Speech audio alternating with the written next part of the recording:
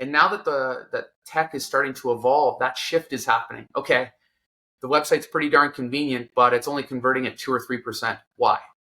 Well, because the experience that you get going into someone's store versus the experience you get going into their website is so polarizingly different.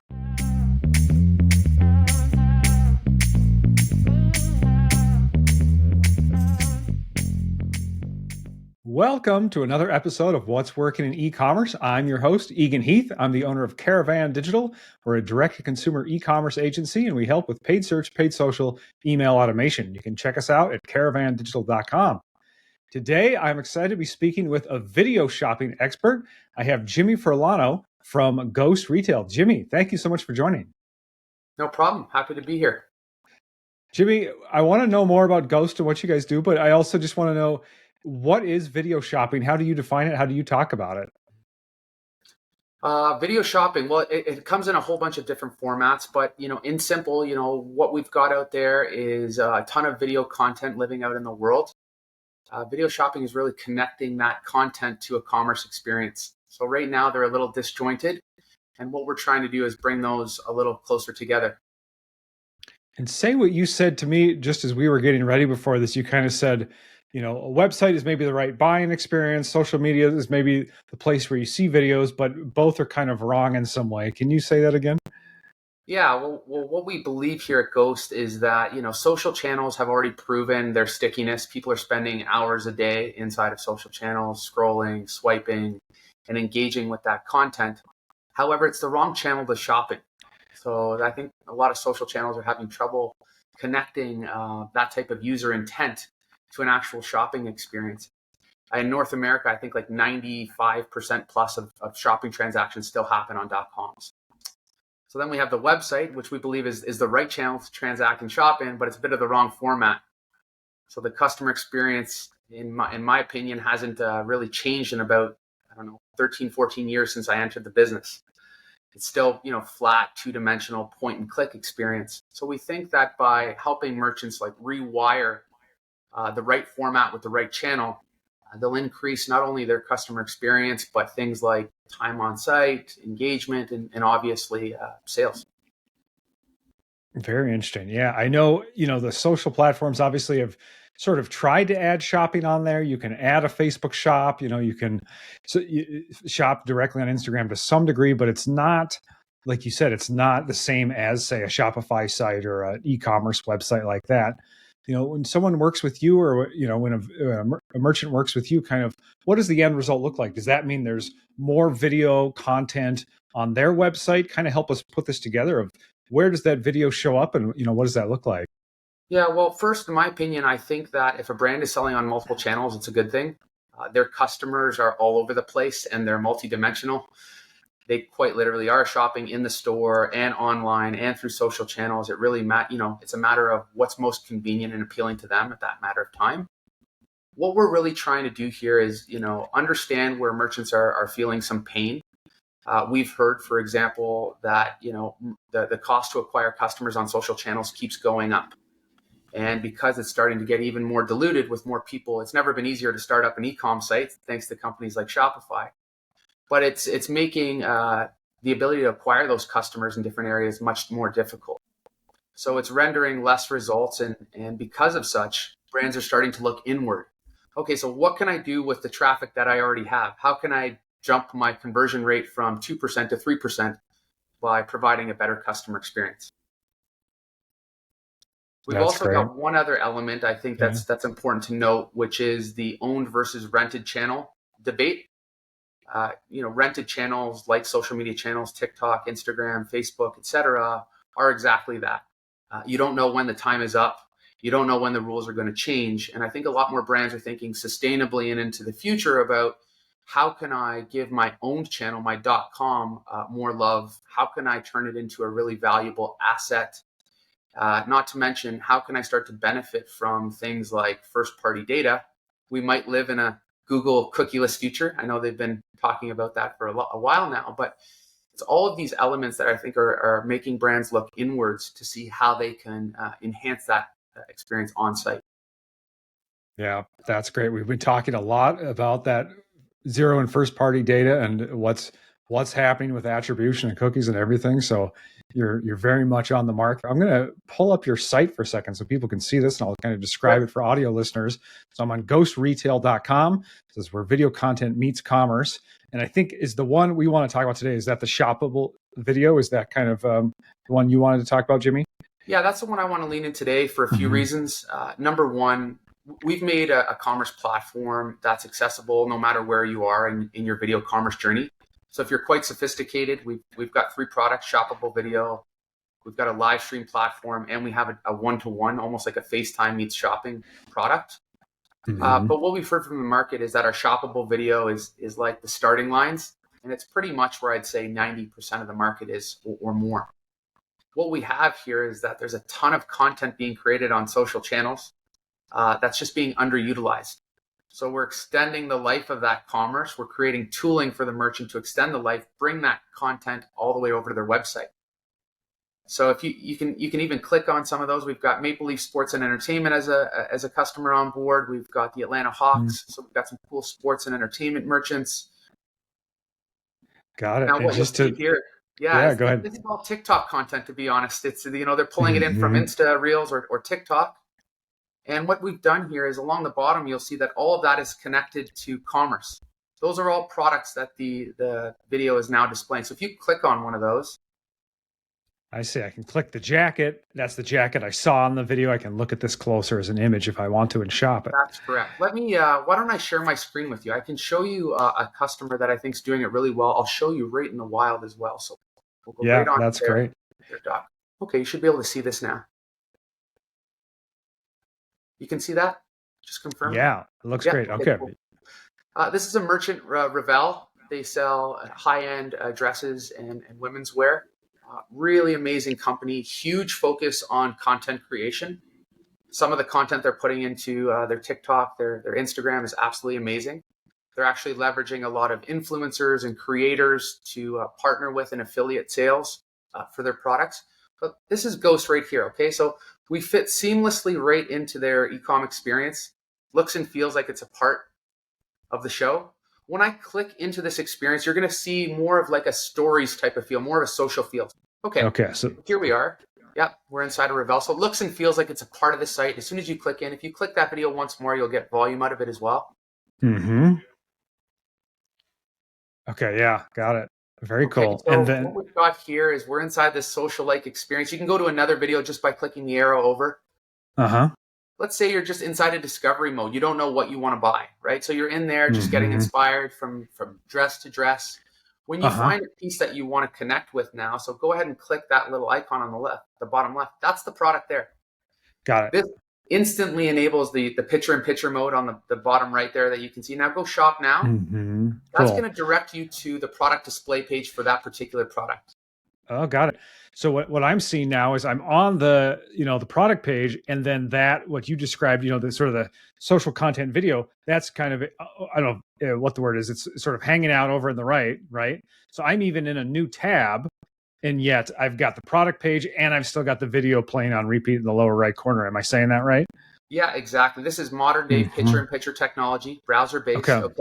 So it doesn't matter what device you're visiting from. The cool part about this as well is, let's say you had an email to answer or you had to click to another tab. This picture-in-picture tech is going to stay with you until you close it off. If you hover over the video for a sec.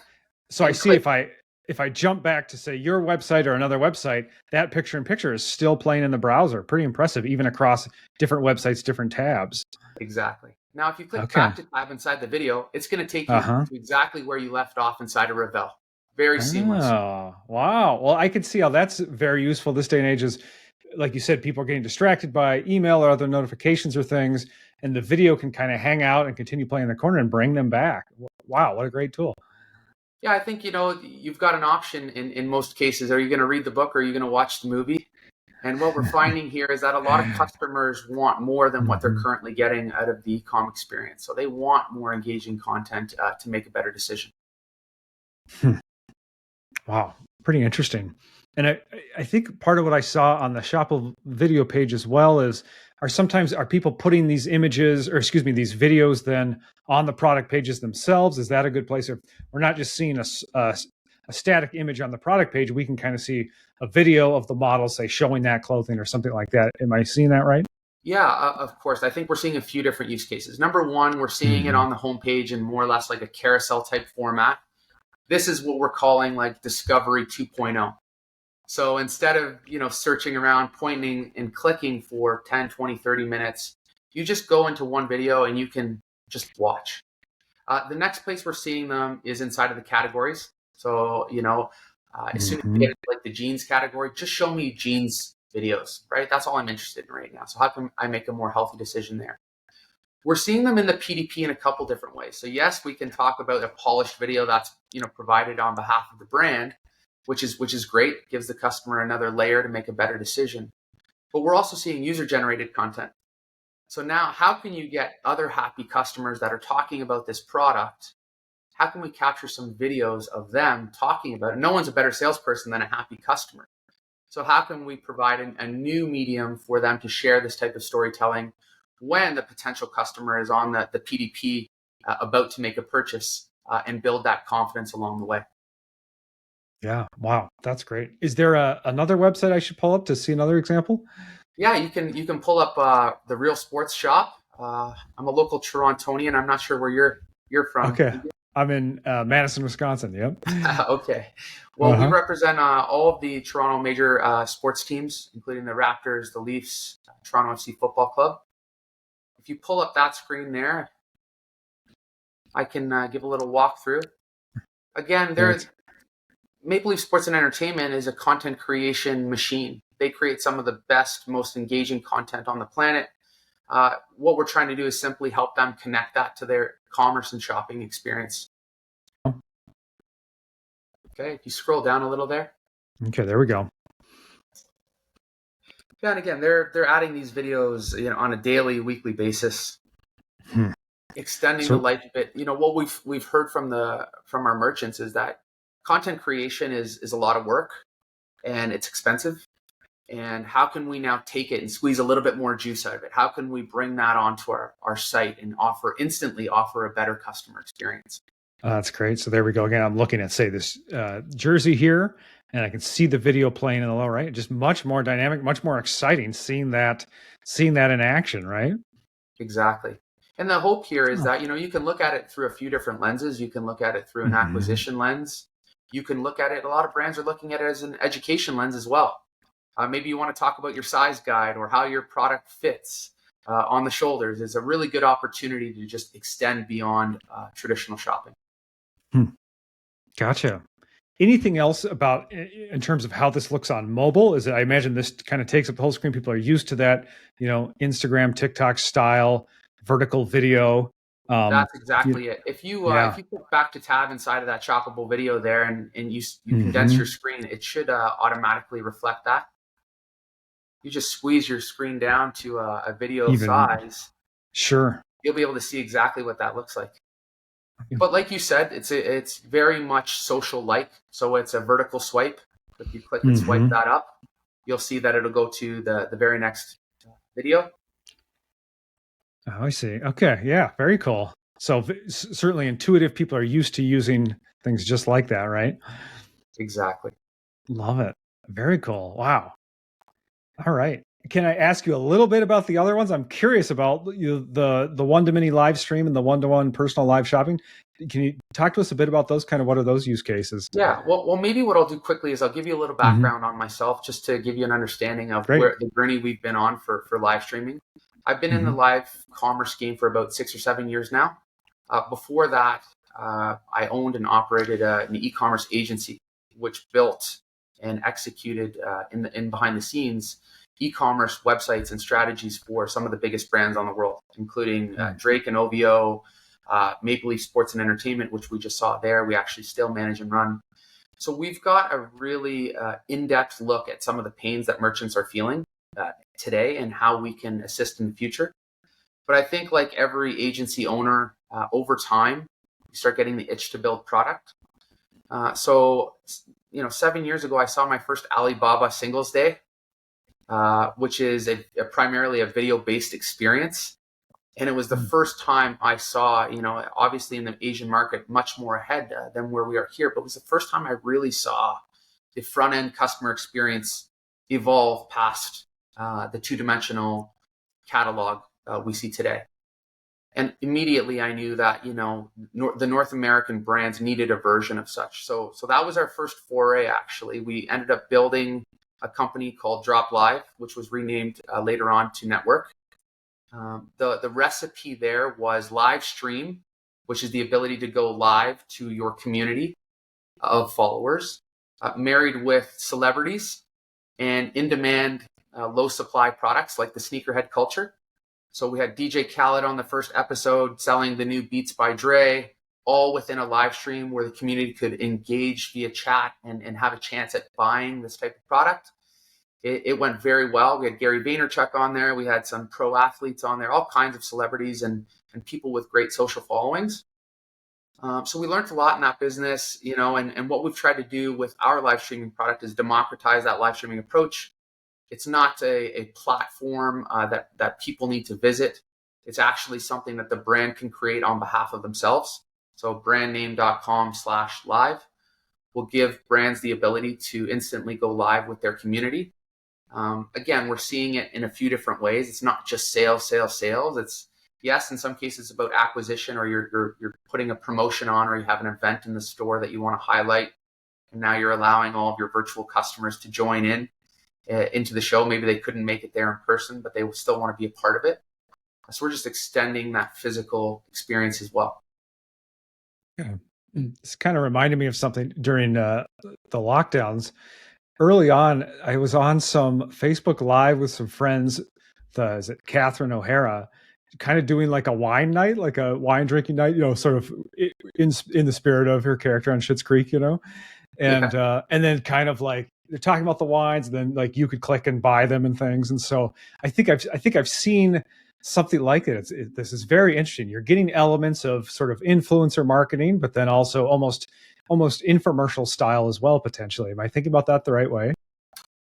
You're thinking about it in the exact way that we intended, which is, that we believe people, ambassadors, influencers, creators are really the unlock to divine brand experiences. So how can we put them in front of more customers more often? And it's a really simple thing to say, but in practice, we're still very much in the early innings of video. We're still much in the early innings of e-commerce. Most merchants I talk to, and I've had thousands of conversations with all kinds of different merchants, big and small. They're thinking about simple things like consolidation. They're thinking about how they can just tweak little things in the back end to dial it in. Their focus primarily for the past decade has been on convenience. Make it easy, simple, make sure my checkout works, figure out shipping and returns. All of those like base level things is where everyone's mind has been. And now that the tech is starting to evolve, that shift is happening. Okay, the website's pretty darn convenient, but it's only converting at 2 or 3%. Why?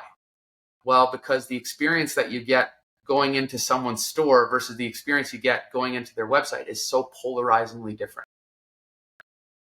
Yeah, and we're sort of finally bringing those elements. Okay, we've got the store, we can take payments, we can show the products. How do we actually sell these? How do we have kind of that level of customer service and sales? And we're sort of replicating it through this medium. I love that. Yeah, it's funny you mentioned wine too, Eagan, because we actually we just finished a successful pilot with the LCBO, which is the Liquor Control Board of Ontario. I believe it's something we like to gloat about in Canada, or at least where I'm from. I think they're the largest buyer of alcohol on the planet. And they piloted the Go platform where they connected their product consultants with online shoppers. So you had all these online shoppers shopping for wine, and wine is a tough thing to buy online. The product description isn't enough. So it allowed them to FaceTime one-on-one, and that's our third and last product, which is our one-to-one personal shopping. It allowed them to instantly connect to experts, to have a really intimate and personal experience, where this product consultant can now understand, okay, like, what's your palate? What's your taste? You're going over to dinner. What are you eating? Is it red meat? Is it fish? And a really cool and unique way to connect with customers along that shopping experience. Yeah, this is fascinating. It's really sort of next level. Some people, have adopted live chat as a way to try to do this, but it really is a total difference to see someone's face and have a conversation like you would with sort of a customer service rep in a store. Yeah, chat has a little bit of a negative connotation with it now, right? You think that it might be automated or a robot. What we're trying to do is find the brands that are obsessing over customer experience and saying this is an opportunity. It's an opportunity to chat with, our customers face to face, and the value that's coming out of those conversations is drastic. It's number one, it's creating a better experience, but it's informing the business as well around what the voice of the customer is and how they can adapt to match that. Hmm. So Wow, that's our this one, is two, just, three punch, Egan. And yeah. I would say Oh, that in terms of complexity, shoppable video is the easiest, quickest way to get up and running and get your foot in the door for video shopping. Live streaming, also fairly easy. Actually, our product requires no integration, so very simple, but does require you to have a host and host an event and have your ducks in a row there. And then the one-on-one shopping, where we've seen the most success is with brands that are already doing this. So you've got certain brands, DTC brands in particular, that have like 30, 40 sales and customer service reps working on chat right now to sell. This is just providing another layer of interactivity, I think, for companies like that to win. If you're not set up for that, what we found is it's challenging. It's challenging to be able to staff this solution, et cetera, et cetera. So the brands that are winning right now in that space are the brands that are set up and ready for success on that. kind of a logistical question for the shopper then. There's a kind of, like we said, anonymity maybe to live chat of, Mhm. okay, I'm at my computer, I'm typing, maybe they'll respond, maybe they won't or something.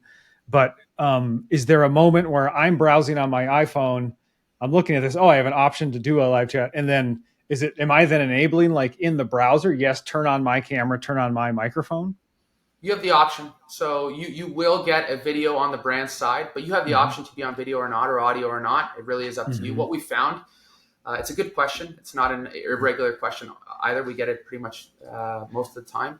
It's Uh-huh. about a split, 50-50. So some people just don't want to be on camera. Maybe they're not camera ready, but they want the other person to hold up the product, to show it to them in a different light, whatever it may be, to make a healthier decision. Pretty interesting. Wow. Can you talk a bit about kind of the results brands see when they do this, when their websites are more interactive like this, people are able to see the product and even talk to someone about it? Yeah, well, we're experiencing all kinds of amazing results over the past little while. A couple things. Number one, we're collecting a ton of different data points in video, so it's like a whole new way to shop.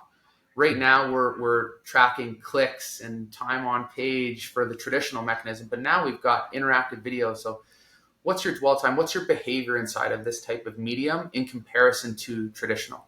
And what we're trying to promote is that brands A/B test this, right?